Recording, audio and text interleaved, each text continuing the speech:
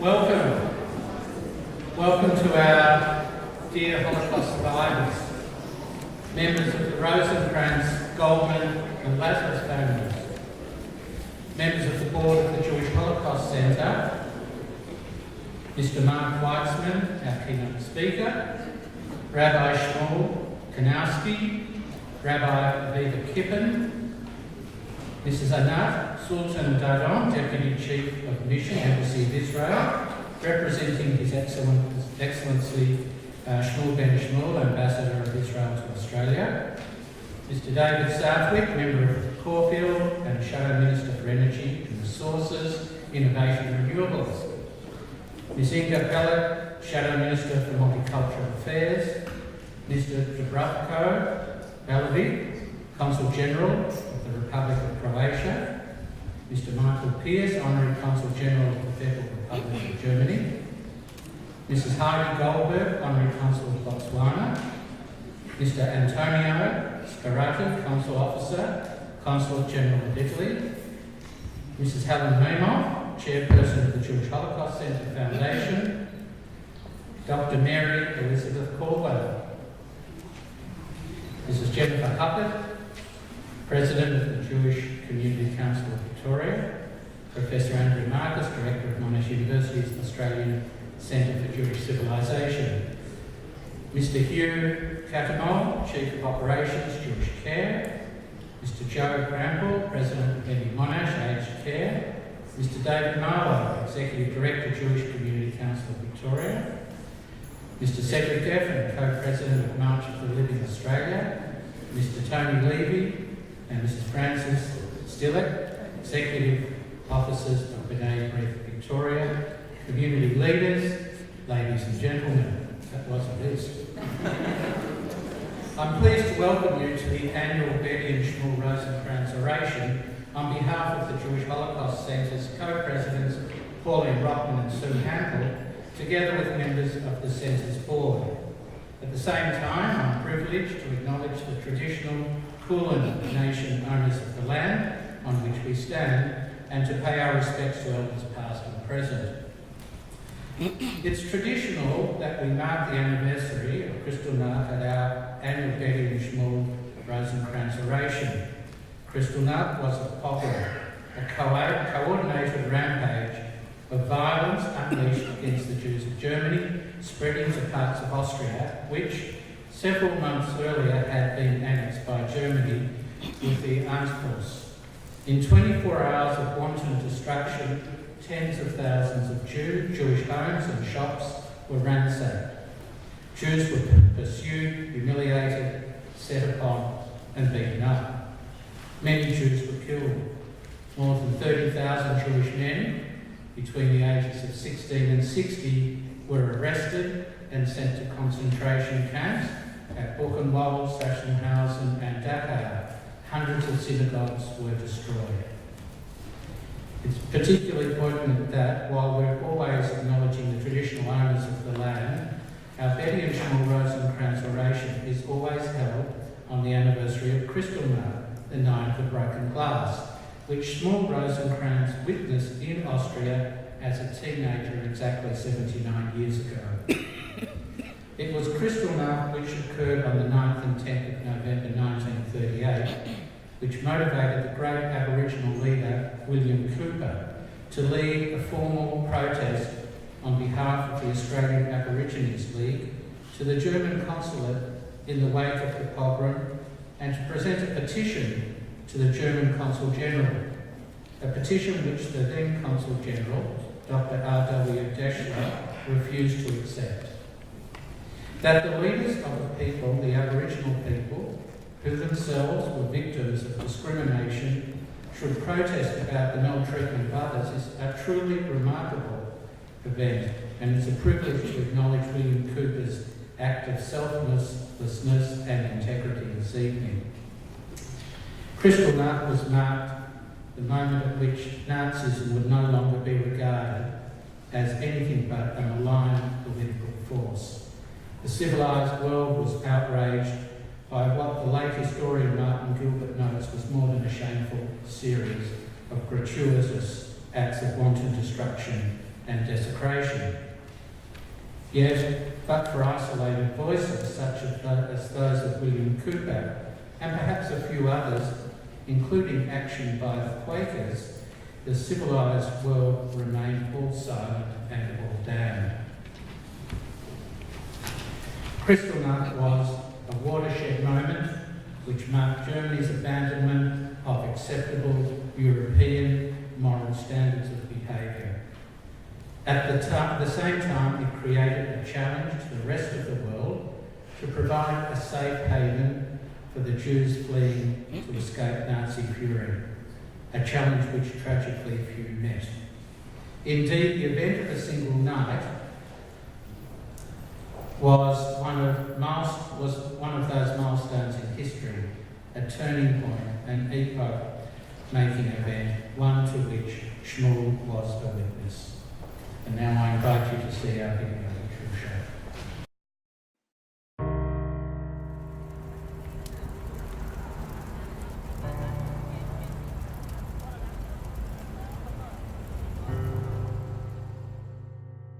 Those that know a little bit of history will know that the term Kristallnacht was termed not by any historian or any man of prominence, but by the Nazi machine, who described the event as Kristall because of the number of windows destroyed during that night between the 9th and the 10th of November. And when you got up in the morning and you could see all that, you realize that this wasn't crystal, but this was the glass broken by the Hitler regime.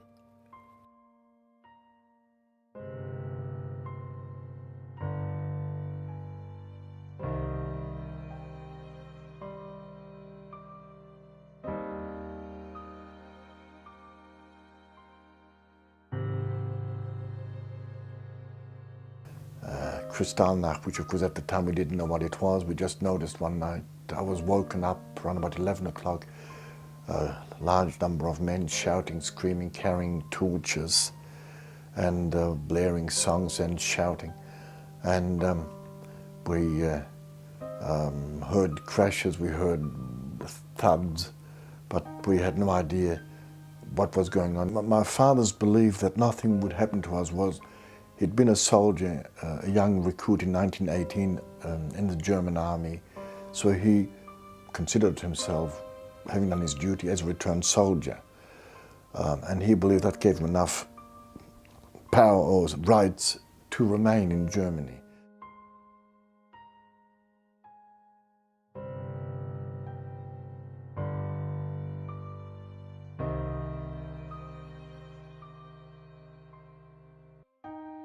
Up to the Kristallnacht, up to the November, the 5th or 9th of November 1938, he was bearing it. He said, it won't get worse.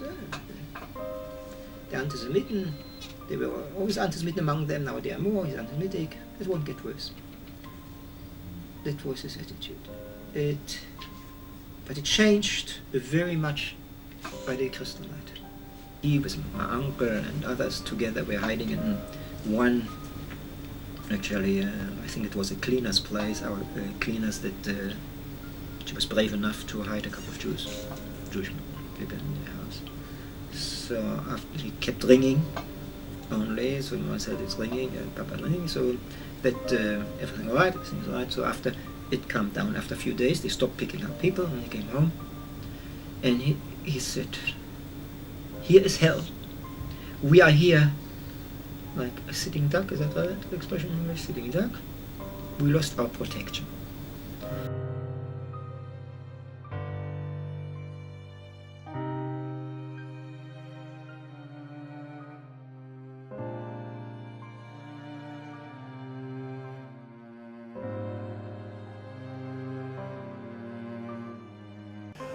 We went to see people my father knew. I went with him, and I remember seeing a woman on the floor, writhing, sort of in hysterics, and men standing there just shaken, just not knowing what to do.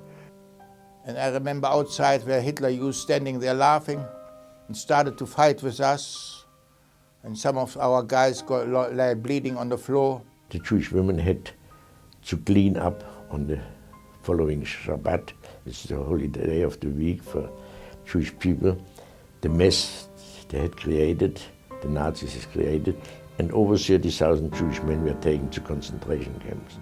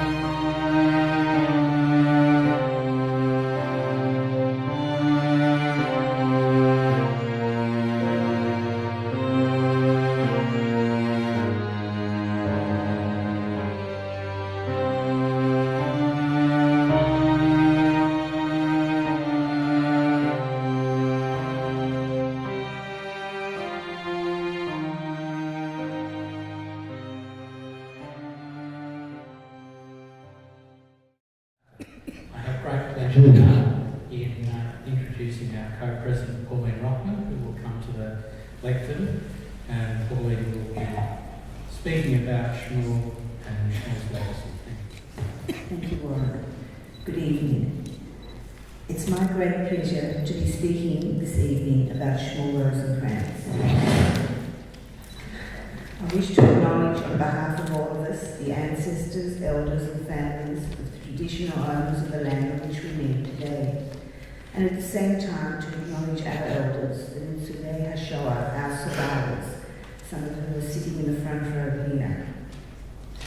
Shmuel, who passed away at the end of September last year, and whose mitzvah, his tombstone, was consecrated last Sunday, was indeed a communal icon and inspiration, serving in the Australian community, the Jewish community, for over 7 decades.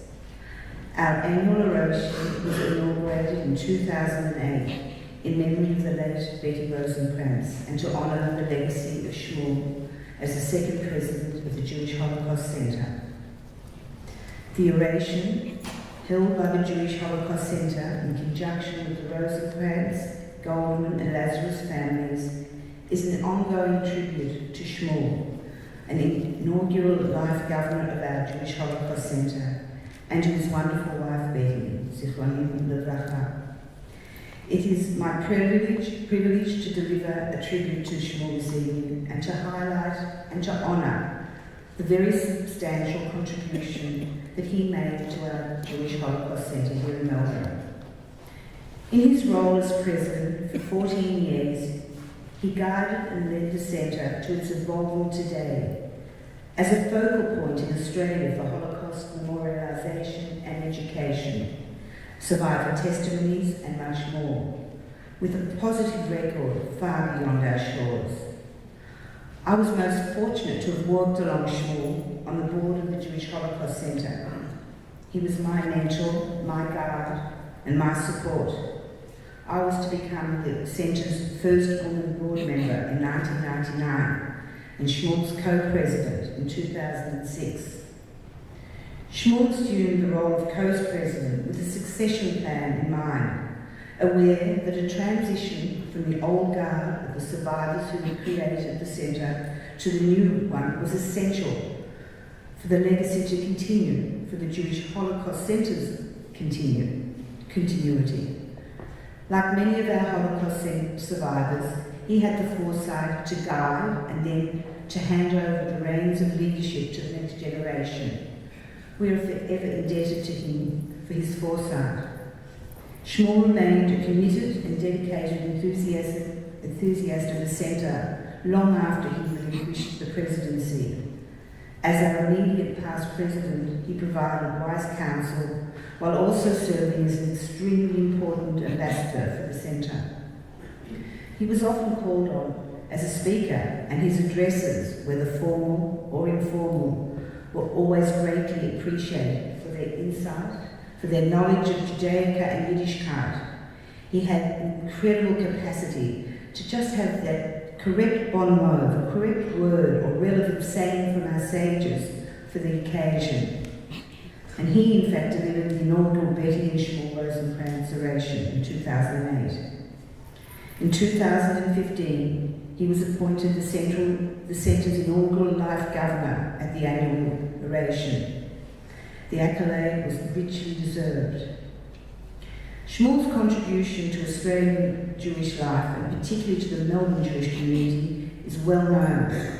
The word icon is defined as a person worthy of veneration, and in our community, that was Shmuel Rosenkranz, a man whose stellar career in Jewish communal life and leadership spanned over 70 years. He not only served as president of the Jewish Holocaust Centre for 14 years, but was a long-serving president of the Elwood Synagogue.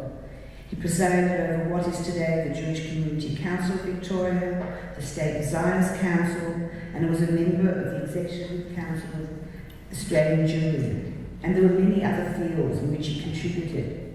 He was also involved over many years with the Council to combat antisemitism and fascism, and with Melbourne's Bialik College, where the Rosenkranz Centre for Excellence and Achievement bears his name. He was a founder of the Habonim Youth movement in Australia almost 7 decades ago. But there was much, much more to Shmuel than his work with and for the community. He was a husband, father, father-in-law, Saddler, and great-grandfather. Michael Cohen, our Director of Research and Community Liaison, would visit him weekly at the Emmy Monash over the last 4 years or so, what he referred to as sacred time. Although incapacitated, Shmuel was almost always animated, informed, and informative, and most articulate. He remained passionate about world events, the Jewish community in Melbourne and beyond, the state of Israel, and of course his Yiddishkeit. He was a man of vision, and it is an honour for me to deliver this tribute. His passion for Jewish education, the transmission of Jewish identity, and the perpetuation of Jewish heritage was reflected in his optimism, which never waned. He was a man with European sensibility, but with also a firm grip on the future, as evidenced by his vision for the centre, which went far beyond the bounds of the museum.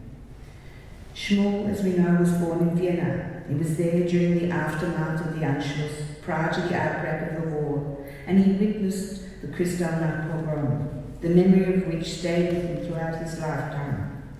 Like Shmuel, who was in Vienna prior to the outbreak of the war, Mr. Andy Factor was also a witness to the unfolding drama of the anti-Semitic excesses of Nazism on the eve of the Holocaust.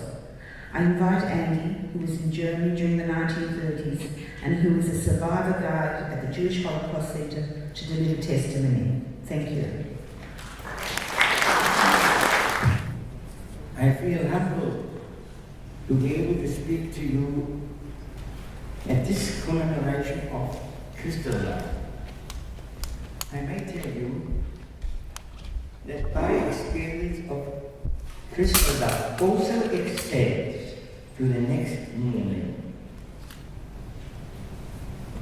I come from a little town where I was born, and we had a very small Jewish community. I would say they were very active in Jewish life. They only had kosher meat they only had kosher meat, and also abided by many of the rules which marks a Jew. We had Torah readings every Shabbat. We observed all the Jewish holidays. But that came to an end when the Nazis came into power. There were restrictions even on my father's business, gradually strangling everything that he was working for. And in the end, hardly he was able to do anything that he produced in his factory. Now, Kristallnacht is for me, as well as I might tell you, Kristallnacht and the next morning. On Kristallnacht, on the afternoon of Kristallnacht, I was on my way home, and I heard the sound of drums and pipes. It was the midweek training of marchers by the Hitler Youth, amongst whom were many of my ex-classmates. I made my way home, and I told my mother, something is not right. I had this feeling something is going on. And she said, maybe you're wrong. But my father came home, and our dinner was interrupted by two folks. One telling us that the synagogue of our district had been thrashed, and that we should be careful of demonstrations that may take place. So we fearfully were interrupted. Our dinner was again interrupted by a second phone call from a friend who lived away from us on the other side of our little town, told us there is a demonstration underway. Please do not leave your premises. Stay at home and do not open your doors and keep away from windows. Well, we can imagine that the atmosphere at our place was dismal. My father said the first time to me, you know, this is the end. I don't think there's anything left for us here.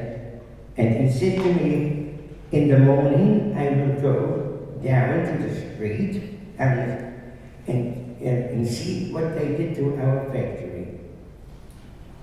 Now, in the morning I was woken up by my father. He said, I'm going down now.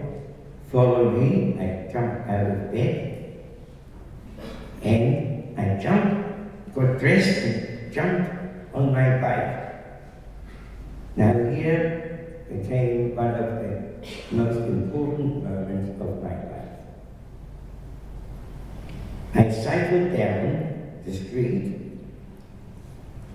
and was about to turn into the side street where our factory was situated, because we wanted to investigate whether any damage was done. I stopped my bike at the corner. I was 50 meters away from where my father stood. On his right, a policeman. On his left, an SS-man.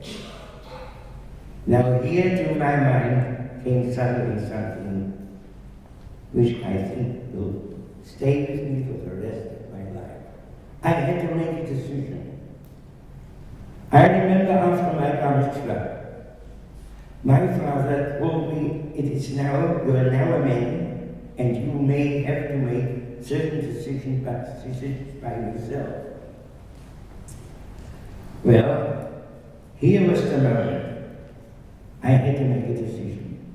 Will I join my father, who is 15 meters away, or will I make a run for it?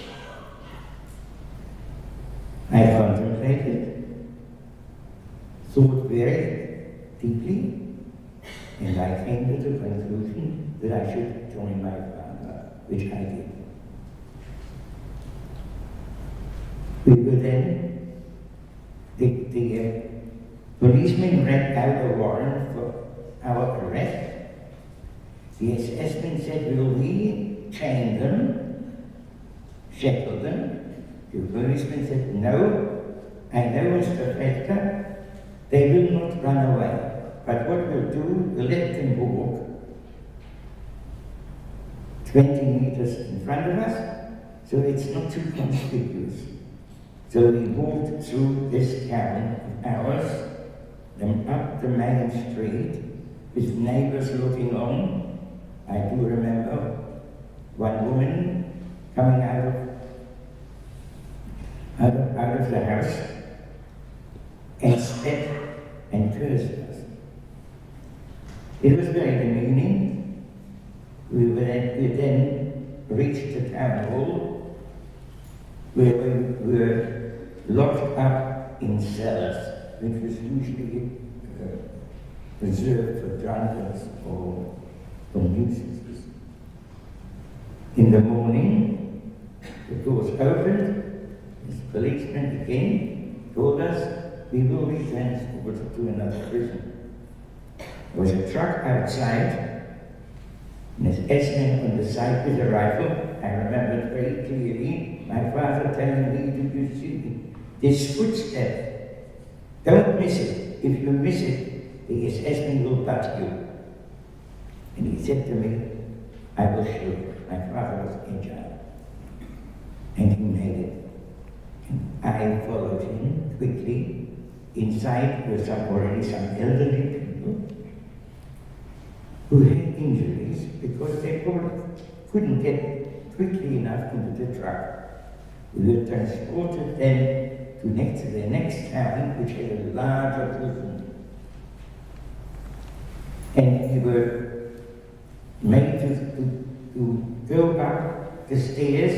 I can still give a clanging of the metal of the stairs up to the third floor on the side. We were then incarcerated there, and we did not know how long we would have to stay there. Well, a week elapsed,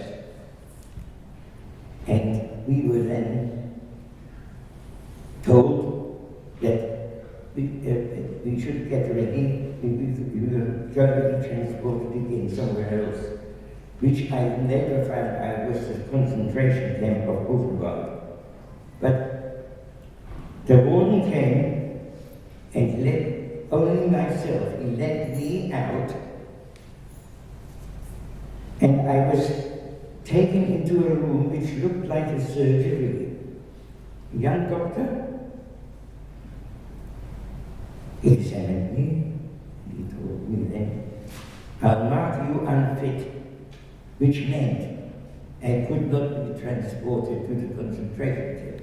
I later found out he did this on purpose. He used to play soccer with my father. So then, this was my release, and I'm very happy to have survived at this moment, which left a big mark on me. And I often think about it, and I pray and hope that such traumas will never be experienced by anybody else. Thank you. Thank you, Andy, for sharing your testimony with us this evening. It is with great pleasure that I introduce our guest speaker this evening, Mr. Mark Weitzman. Mark is the Director of Government Affairs and the Director of the Task Force Against Hate and Terrorism for the Simon Weisenthal Centre. He is also the Chief Representative of the Centre to the United Nations.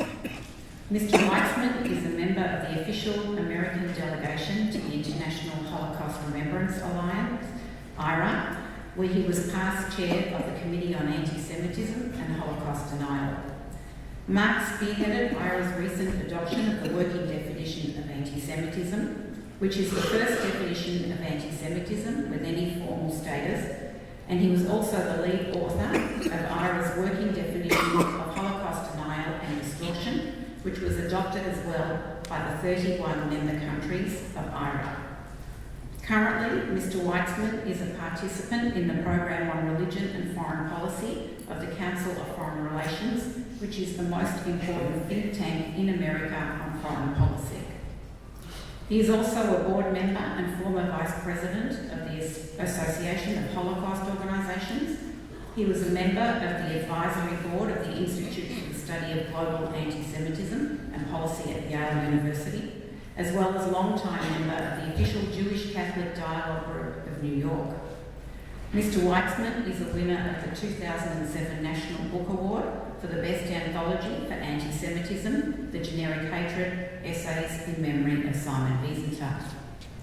A frequent commentator on issues related to antisemitism and extremism, Mr. Weitzman has appeared on the History Channel, as well as in newspapers including the New York Times, Washington Post, Jerusalem Post, and The Forward. Mr. Weitzman has testified in Congress. He's met with world leaders, including United Nations Secretary-Generals Kofi Annan and Ban Ki-moon, and the current Secretary-General Antonio Guterres. He has been a featured speaker at 3 United Nations conferences on anti-Semitism and extremism.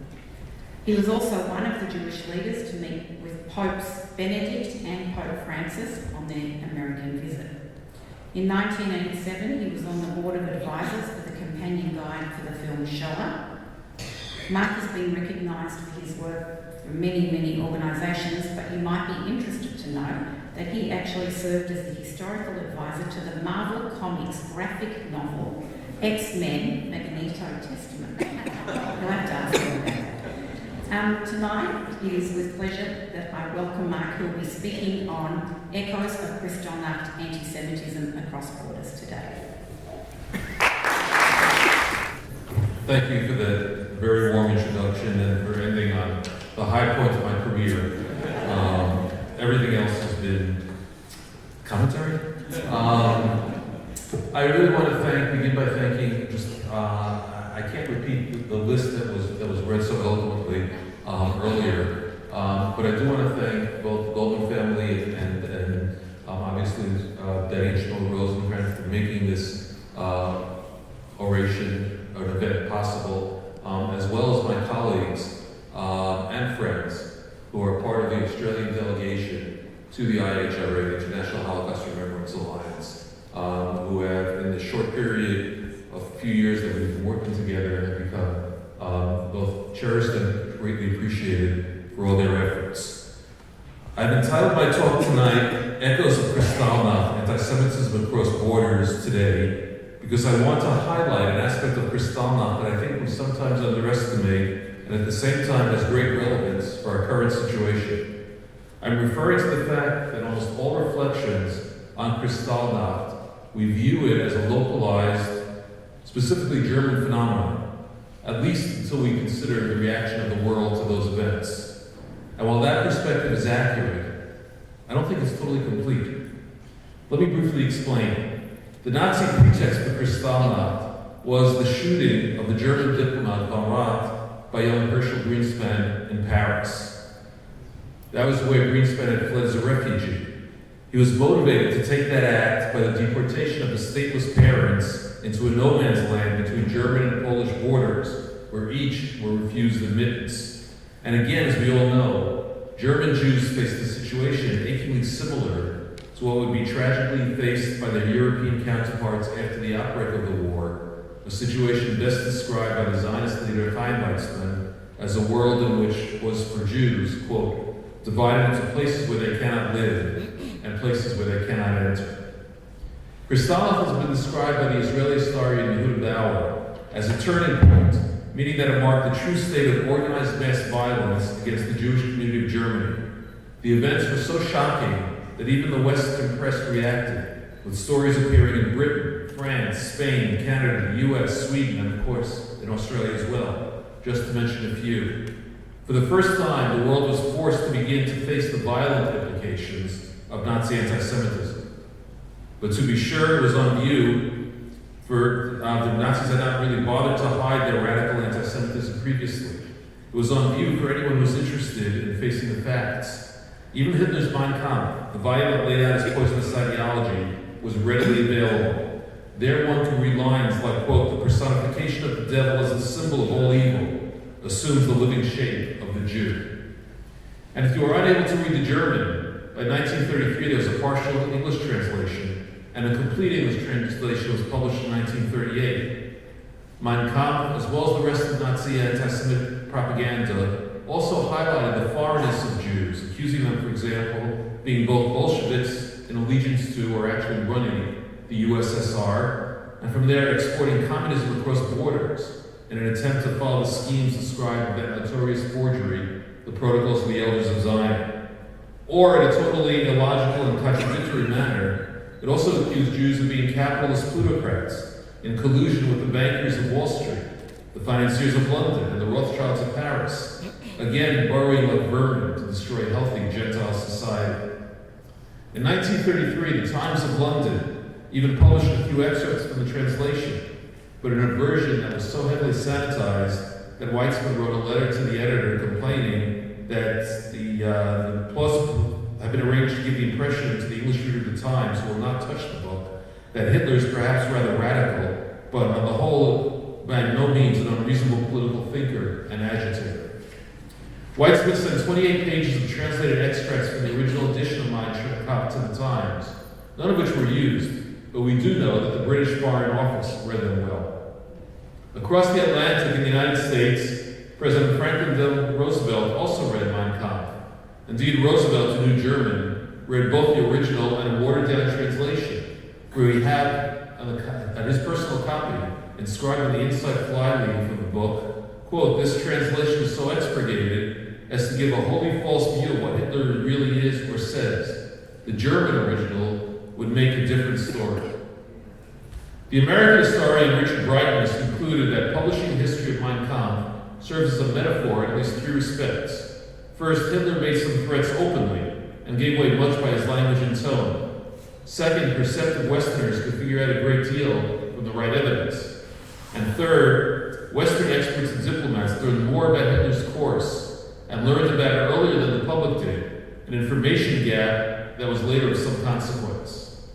And of course, later on, the Nazis made their anti-Semitism truly global, with anti-Semitic propaganda produced not only for the areas they captured and ruled over, but even beamed by radio through the airwaves into targeted areas like the Muslim and Anglo worlds.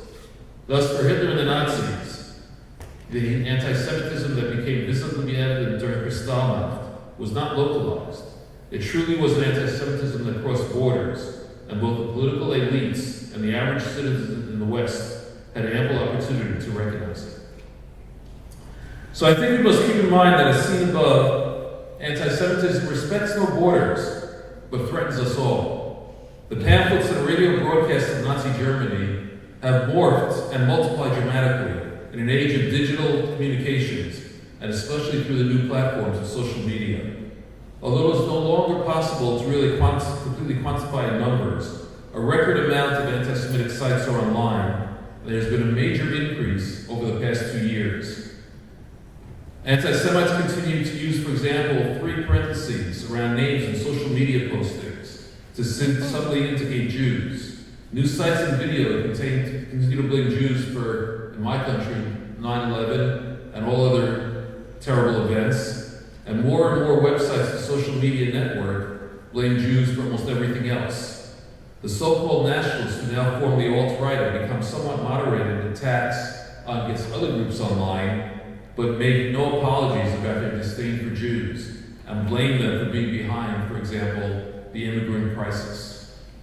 Antisemitism is no longer limited to verbal expressions of hate, fueled by the stream of propaganda that radical Islamists put out online and the financial and political contributions to this campaign that come from some Muslim states and organizations. An increasing number of terrorists have translated words into actions and assaulted and murdered Jews throughout Europe and targeted Jewish institutions, particularly in Europe. However, I do want to focus tonight on another aspect that I consider to be extremely important and that is related directly to the thoughts on our mind today, and that is Holocaust distortion and its anti-Semitic implications.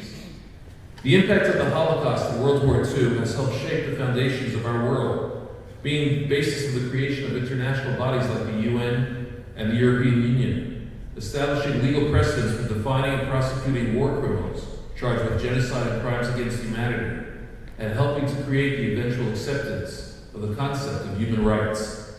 Even the UN has finally acknowledged this, when on November 1st, 2005, the UN General Assembly adopted Resolution 60/7, which resolves that the United Nations will designate 27 January as an International Day of Commemoration in memory of the victims of the Holocaust, and called for member states to develop educational programs that will inculcate future generations with the lessons of the Holocaust in order to prevent future acts of genocide. January 27th has now become perhaps one of the only days that brings Europe together in a common observance that again cuts across borders and nationalities. Yet today we are facing a reality where in some Western countries that even experienced the Holocaust and who claim to be allies of Israel, countries which officially commemorate the Holocaust, and in some where Holocaust denial is even criminalized, there are now official attempts to distort the history of the Holocaust by whitewashing local collaborators or even removing the identities of the victims. To be specific, and just go into some concrete examples, in Croatia, the local Jewish community felt it necessary to boycott the official government Holocaust remembrance commemorations for the past few years. The first time it was connected to what the community claimed was the revitalization of the Ustaša, the brutal Croatian collaborationist movement. An example of this was the appointment of a man as the Minister of Culture who had been photographed wearing the cap and insignia of the Ustaša and who had published articles defending them. While he was Minister of Culture, he screened a film at the Jasenovac concentration camp that claimed that the number of victims killed in the camp was less than half of what historians had been estimating, and encouraged those who had minimized the Ustaša crimes and claimed that the camp was only a labor camp. He lasted only a few months in office, but even after his departure, problems persist. This year, the community reacted to the erection of a plaque with Ustaša slogans in front of the camp. In the words of the Jewish community president, quote, "We took a decision on the basis of reactions by the government, parliament, and president. The problem is not just the plaque in the Jasenovac that included the Nazi salute, but the relativization of everything to do with the Holocaust," unquote. And finally, the president of Croatia was photographed holding the Ustaša flag last November. To be fair, Croatia has also shown itself to be responsive and moved on these issues. The president condemned the Ustaša. As mentioned above, that minister is no longer in office, and lately, just a few weeks ago, the plaque was removed from the entrance to the Jasenovac, but not destroyed. It was placed on another road for other people to see it, but at least it is not directly at the gate of the concentration camp. Another country where the Jewish community was forced to boycott Holocaust commemoration, the official commemorations, is Hungary. This was the result of Jewish alarm over a number of issues. The most prominent was the proposal to build a new Holocaust museum to be called the House of Faith, which was meant to replace the existing Holocaust museum, which was housed in a former synagogue on Pava Street. The plan was conceived as the centerpiece of a large-scale government propaganda project that was focused on the 2014 commemoration of the 70th anniversary of the Hungarian deportations, and on the 2015 on the activities and arrest of Raoul Wallenberg, the great Swedish diplomat who was responsible for saving thousands of Jews. The strong government backing translated into government control, and so an historian was named as the project director who had strong credentials, including being known as the Prime Minister as one of his chief ideologues, She was the director of the House of Terror, a museum that deals with the history of the communist secret police, and is perhaps the best supported and most popular museum in Budapest.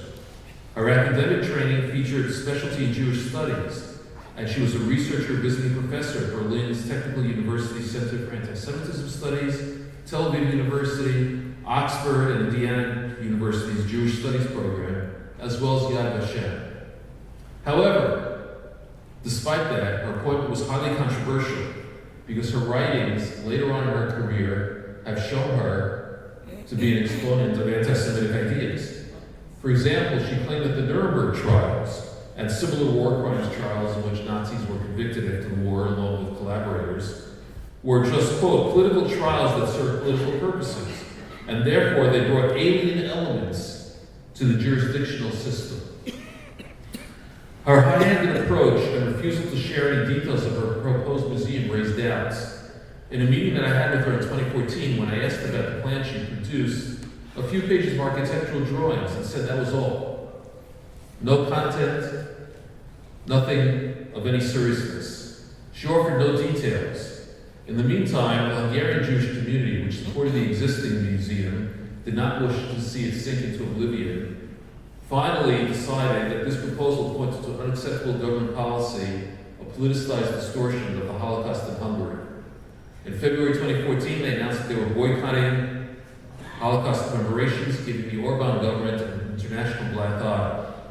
International Jewish community organizations supported the community, and even more embarrassing for the Hungarians, the International Holocaust Remembrance Alliance, the IHRA, which I will come back to later, also waited on the side of the community.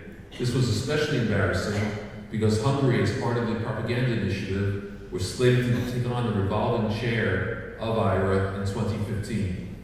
Finally, the Hungarian government moved to announce that she would no longer have anything to do with the project and that the project would not be completed without the cooperation of both the local Jewish community and international experts. So it stands now as a building, an empty shell of a building, with no content and nothing inside it until further details are ironed out.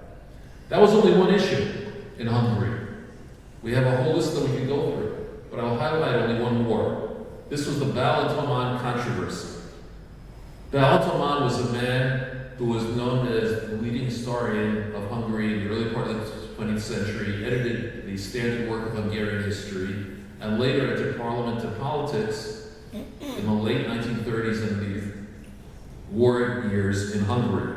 He was a member of the parliament in the Hungarian wartime governments led by the regent Miklos Horthy and the Arrow Cross leader Szalasi, and he introduced the Hungarian version of the Nuremberg laws into Hungary. Those were the German laws which stripped German Jews of citizenship and rights, and the Hungarian version did the same thing to Hungarian Jews, removing them any protections from civil laws and protections, and that were then used to help justify the deportations of around 450,000 Hungarian Jews and their murder later on. He was convicted war criminal after the war, in a judgment that his defenders said was politically motivated. Attempts to clear his name persisted, and in May 2015, one court in Hungary partially rehabilitated him. Following that, the government announced, the federal government in Hungary announced that they would authorize a statue to be built on public land with public funds in his hometown. This led to more protests, and one of the groups that we were able to work with through the IHRA and later through other efforts, we managed to get the U.S. State Department and the Special Envoy on Antisemitism directly involved on this issue. In 2015, we organized a conference in Budapest with 3 senior State Department diplomats traveling from Washington, the ambassadors of the Israel, U.S., Canada, and supported the German and UK ambassadors. And that afternoon, Prime Minister Orban announced in Parliament that he was withdrawing both the funding and the support for the statue, which eventually never went up.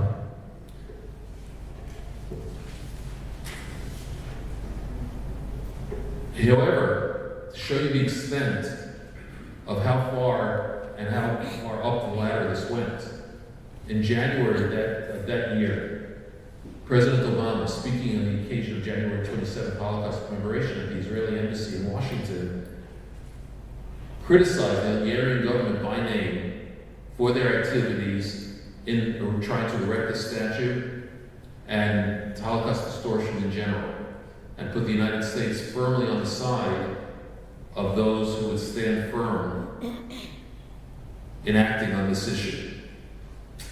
You would think that that's solved. And yet, despite all that, in February 2016, the Hungarian authorities tried to put up another statue to another collaborator, another anti-Semitic politician who was actually executed in 1947 for his collaboration during the war. This effort was halted, this time by street protests by both the Jewish community and Hungarian non-Jews, who blocked off the proposed site until the statue finally came down. We could continue with Hungary. There's a lot more that I could say about that, but I want to give some other examples to show how widespread this is. In Ukraine, there's a law on the books that says, and I'm quoting now, the public denial of the just cause of the fighters for Ukrainian independence in the 20th century insults the dignity of the Ukrainian people and is illegal. Those Ukrainian fighters for independence that are being referred to are the OUN and UPA movements, which are believed by historians to be responsible for the murders and deaths of 100,000 Poles and tens of thousands of Jews. In Russia, there's a law in the books now that forbids the publication of what they describe as falsehoods about the Soviet Union's role during World War II. And they actually convicted a journalist who wrote that the communists of Germany and Germany jointly invaded Poland, sparking off World War II. In other words, he wrote the absolute truth of what happened, and for that he was convicted. Now, if you follow along, and this is extremely important, the events that I've been referring to, the examples that I've been referring to, all have one thing in common. These are all examples that are stemming from the highest echelons of government, and sometimes even involve legal aspects of national law. These are not street vandals. These are not the rabbi-wise. These are not even Iranian diplomats, nor is it David Irving, the Holocaust denier. These are elected officials in Western countries. And perhaps in no country today is the issue more acute than in Poland. There we can find senior government officials, such as the Minister of Defense, who claimed in 2002 that he had read the Protocols of Zion, and that, quote, experience shows there are such groups in Jewish circles. He has never publicly retracted that statement, even when asked. And two other cabinet ministers, including the foreign minister and the culture minister, have also declined to condemn the protocols when asked to do so. That original statement was given to a radio station called Radio Maria, which is a notorious anti-Semitic radio station that has actually been condemned by the Vatican itself. It's run by a Catholic priest who is not part of the official church, but the Vatican has twice condemned that radio station. And in 2008, the State Department's global anti-Semitism report called Radio Maria one of Europe's most blatantly anti-Semitic media venues. More recent examples abound. Again, last November, one commentator on the station said that, quote, the Jewish lobby in Poland demonstrates racial solidarity with Ukrainian oligarchs. In December, he said the U.S. media and entertainment industry are dependent on the Jewish lobby, which is similar to the Stalinist terror, which was organized and implemented by Jewish communism. He didn't limit those remarks to Poland. In a trip that last December that he paid to the U.S., to New York, New Jersey, and Massachusetts, he referred to the Jewish faction, which is allegedly ruling Poland. It is of some surprise then that the Polish government, allegedly controlled by this Jewish faction, has paid out a staggering sum of $7 million in grants to that radio station, and even issued a postage stamp to commemorate the station's 25th anniversary. And perhaps the most or worst example, there is a new law that has been proposed in Poland that states that whoever publicly claims, contrary to historical facts, the Polish nation or Polish state's responsibility or partial responsibility for the Nazi crimes committed by the German Third Reich shall be liable to a fine or imprisonment for up to 3 years.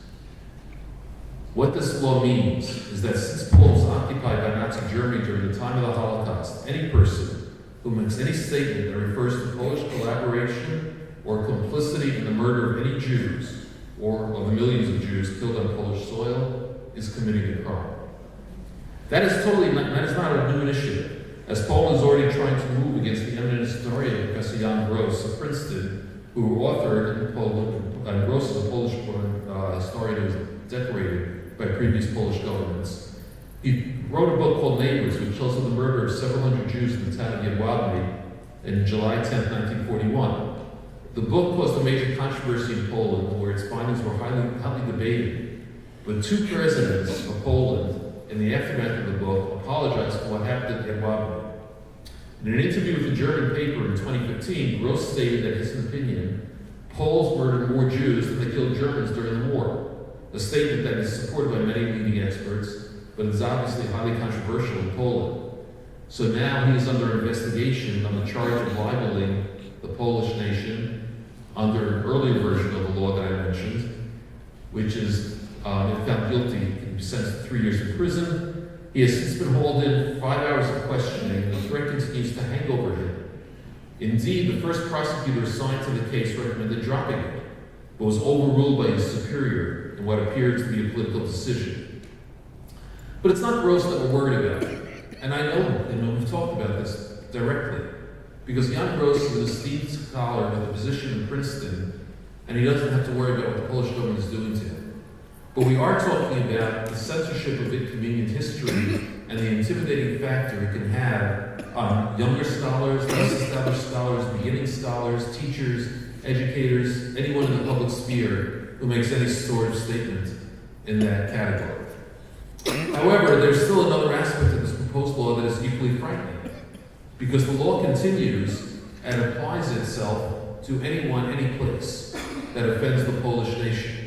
Should this proposed amendment become law, any of those people can be eligible for a potential 3-year sentence. So consider the words of one survivor, Sidney Isaac, born in Berlin, who survived at the Plaszow concentration camp, which is where Schindler was, and Gross Rosen, who stated, quote, "In Poland they were terrible during the war, the Poles. They even called them worse than the Germans because they did ugly things in the war." Or of a woman named Lonia Mosa, born in Poland and a survivor of Auschwitz, who said, "We're going back to Poland. We didn't realize that Poland was worse than with the Germans. They didn't want any Jew to come back there because we came to claim their property, so they didn't want us.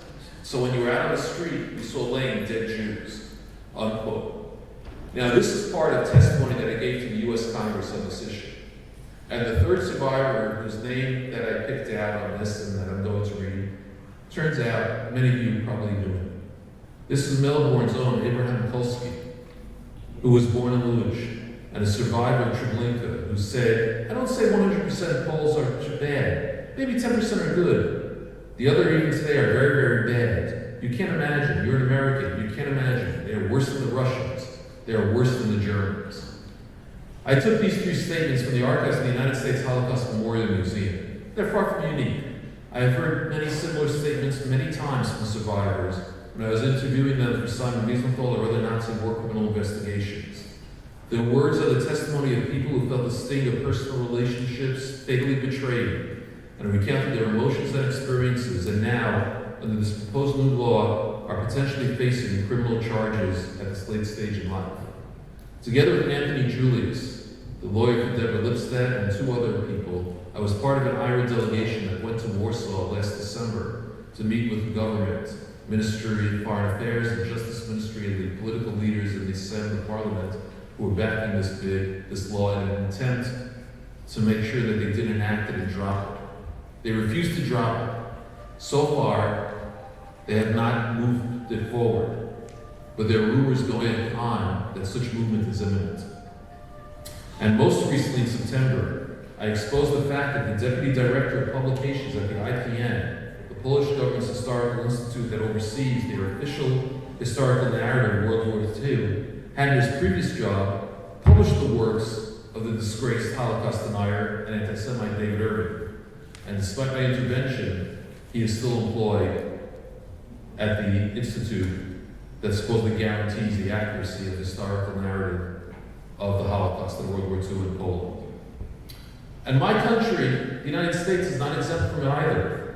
I have to note the consternation which resulted from the White House since January 20, Ninth Statement on the Holocaust last year that managed to omit any mention of the word Jew. Or President Trump then spent over an hour in April at the Holocaust Museum's Yom HaShoah event, which was unprecedented for a sitting president. But later on, this fall, he caused again a controversy by appearing to embrace the Polish nationalist narrative during his recent visit to Warsaw to Poland, and he became the first president since 1989 not to visit the Warsaw Ghetto Memorial when he came to Warsaw. Now, I hope you've noticed that a number of the interventions mentioned above came through the efforts of a body called IRA. For those of you who are not aware of it, IRA was founded in 2000 as the International Task Force on Holocaust Education, Research, and Remembrance, which in 2013 was renamed the International Holocaust Remembrance Alliance, and now consists of 31 member nations.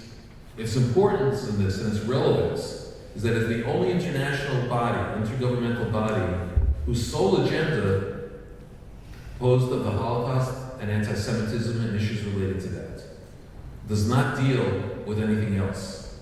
It is composed of diplomats and experts and consists of working groups on academics, education, the museums and memorials, and committees like the Committee on Anti-Semitism and Holocaust Denial, which I chaired. Among its key achievements are the two definitions that you heard of: Holocaust denial and distortion, which was adopted in Toronto in 2013, and anti-Semitism, which was adopted in the Bucharest plenary of 2016. What makes this extraordinary is IRA works by consensus. Consensus in this political sense means you have to have total support. Every nation has to agree to it. One nation can block consensus. So to achieve, well, be specific, the Holocaust denial definition took 5 years to achieve. So we got everybody to sign off, and a tremendous amount of political work behind the scenes. The anti-Semitism definition took 3 years, and again, even higher level political support, which is why we were able to cut it short a little bit in getting its acceptance, but it's been a massive achievement and accomplishment to have done that. What is the definition of anti-Semitism? It is a non-legally binding, because IRA is not legally binding. It's a political, it's moral, it's an educational course. But it says, and I'm going to quote the whole definition, anti-Semitism is a certain perception of Jews, which may be expressed as hatred toward Jews. Rhetorical and physical manifestations of anti-Semitism are directed toward Jewish or non-Jewish individuals and or their property, toward Jewish community, institutions, and religious facilities. That's it. But it's followed immediately by a brief paragraph that includes manifestations might include the targeting of the state of Israel conceived as a Jewish collectivity. However, criticism of Israel, similar to that leveled against any other country, cannot be regarded as anti-Semitic. And that, as some of you might be familiar and recognize, follows the lead of Natan Sharansky's definition of anti-Semitism as well. And that is followed by 11 or 12 examples, and that wraps up the whole thing. Why am I spending and why am I pointing this out? Because it has become extremely significant. That definition has now been adopted in the 1 year, a little bit more than 1 year since IRA adopted it, by 7 countries. It's been adopted by the United Kingdom, by Scotland, by Israel, by Germany, by Austria, by Bulgaria, and by Romania. A version of it is in the US Congress right now for use on US college campuses and other educational purposes, and you can also find an earlier version of it on the State Department's own website. Why do we need a definition of anti-Semitism today? I'll give you one example. In Wuppertal, Germany, in 2014, in reaction to what was happening in Gaza at that time, 3 people of Middle Eastern descent tossed a firebombed a shul, a synagogue. A clear act of arson. The German court, even though they confessed, ruled that it was not a hate crime. It was not motivated by anti-Semitism. It was political protest. And that was upheld by an appeals court. And rulings like that, judgments like that, are why Germany and Austria, for example, which had a similar instance, moved to adopt the definition so as to differentiate and make it clear that an act of violence targeting Jews because no one knew, they didn't know that there were no Jews in the building at that time. And targeting a Jewish religious facility are not protected political speech, but are acts of anti-Semitic violence. And maybe it would have helped the President of the United States if after Charlottesville, when Nazi slogans were chanted in the streets, he would have found it easier to condemn those who chanted and marched if he had a definition of anti-Semitism in front of him. Australia is on its way to joining IRA. It has been a process that has taken a couple of years. It is not complete yet. But I want to tell you how important it is that Australia is in the process of taking this step. We need the expertise, and we need the assistance and the political help of Australia in this effort. And I would suggest that one thing that might be helpful moving forward is even for Australia to consider adopting the definition itself on a formal basis. And another one, based on a recommendation for the European Parliament from last spring, was that all EU members adopt the definition, but similarly, that all EU countries join the countries that I mentioned above and some others as well, that have a special ambassador or a diplomat or an office that deals with anti-Semitism. So there's a point person, contact, whose responsibility is to deal with anti-Semitism on both perhaps domestic and international level. And that again might be a political way forward. A final issue that we have that we're dealing with today, not necessarily through IRA, but through other places, such as the OSCE, the Organization for Security and Cooperation in Europe, which is perhaps behind the UN, the second most important international body dealing with Europe and the Americas. It includes Mediterranean partners such as Israel, Jordan, and so on. We actually succeeded in getting 56 of those countries, of 57, to support the adoption definition on a formal basis. We knew we were onto something good, because the one country that blocked it, they also operate by consensus, is Putin's Russia. So we're going back and trying again. The Vatican has supported us. I met with the Vatican ambassador when I was in Warsaw in September on this, and he said flat out, this is something the Vatican sees as necessary today. Without a quid pro quo, they're not asking for something similar right now for Christians. But they see the need for this sort of definition in today's world. And the other part that OSCE is involved with, and they're pushing and doing good work, is helping to create security for Jewish institutions throughout Europe. But I mention this because I want to warn about one other trend that we see certain places, Switzerland, for example, that is now telling the Jewish community that you have to pay for your own security, which is an exorbitant cost. In Denmark, the police refused to provide security to the museum that later was a target and the site of a terrorist attack. The basic duty of the government is to be able to physically protect its citizens. And we have to hold all governments accountable for that. So I want to conclude by pointing out that the word echo, that was part of the title, actually is an interesting etymology. It comes from Greek mythology, and it's born out of the story of a nymph who was cursed, so that she could only repeat the last words that she had heard. Our echoes have to be the last words of the survivors and the witnesses, and even of the perpetrators. From their evidence and from their testimony, we have to challenge the distortions of the Holocaust and the history of the Holocaust. And from their lessons, we have to commit ourselves to be open to the echoes of anti-Semitism that we can still hear around us today. And I should add, not just anti-Semitism, but hatred in general. But by being open to these messages, and by strengthening our resolve, that is the way that we may yet be able to build a better future. And to that goal, and with your help, we pledge to continue to strive. Thank you.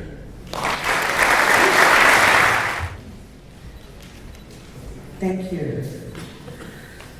for the very informative, if somewhat chilling talk you delivered to us tonight.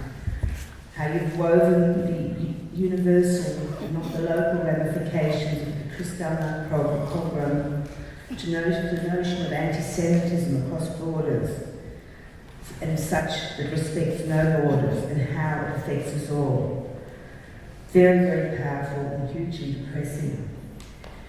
You've certainly positioned our annual Becky and Shmuel Rosenkranz Oration to a whole new, different level. And I thank you very much on behalf of us all. And as a delegate to IRA, I look forward to Australia moving towards the Asian and then full membership in this near future, so that we can work together to walk towards that challenge, to meet the challenge and perhaps for a better society. Thank you very much. When we gather on occasions such as the anniversary of Kristallnacht, Yom HaShoah and other Holocaust-based commemorations, it is traditional to light 6 candles, and we do so again this evening.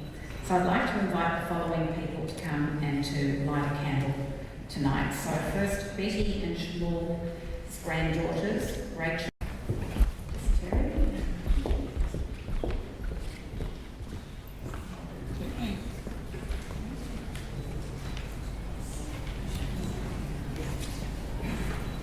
Andy Factor and your 3 granddaughters, Tani, Romy and Danielle.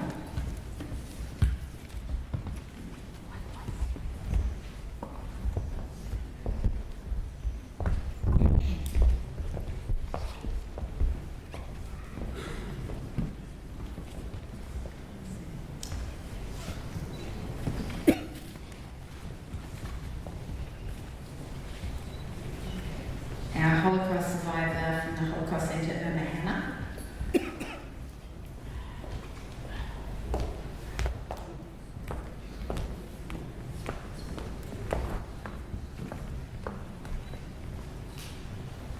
Henry Korn. Irma, Andy and Henry, all 3 were in Germany at the time of the Kristallnacht pogrom. I invite Julius Sevig, our Jewish Holocaust Centre Austrian intern, to light a candle.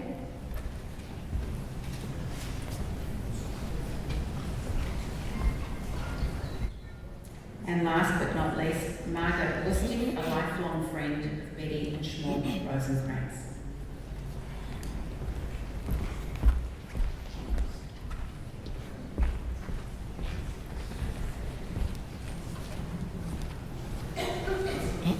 We dedicate these candles to the victims of Kristallnacht, to the 1.5 million infants, young children and youths whose lives were cut short in the Holocaust which followed the Kristallnacht pogrom, but whose memories endure, to the courageous ghetto fighters and partisans, to those who raised the banner of resistance against all odds, and to the upstanders, many of whom sacrificed their lives so that others could live. And we dedicate these candles in honour of our precious survivors and in gratitude to those who have committed themselves to keeping the flame of memory alive, to perpetuating the memory of the victims of the Holocaust for us and for the succeeding generations. Finally, these candles serve for us as symbols of rebirth and regeneration, the rebirth of the State of Israel in the shadow of the events which followed Kristallnacht, and the regeneration of Jewish life in its aftermath.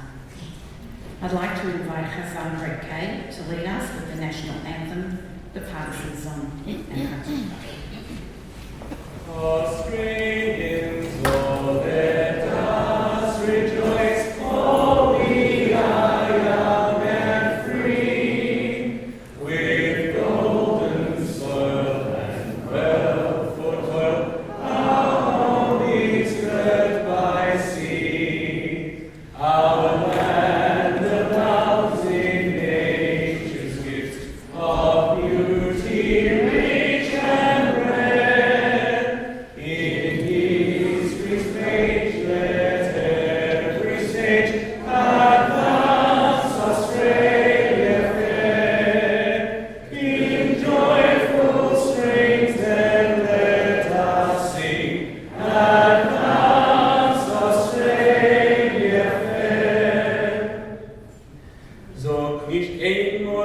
du gehst den letzten Weg. Gott im Limlaien verstelle neue Tag.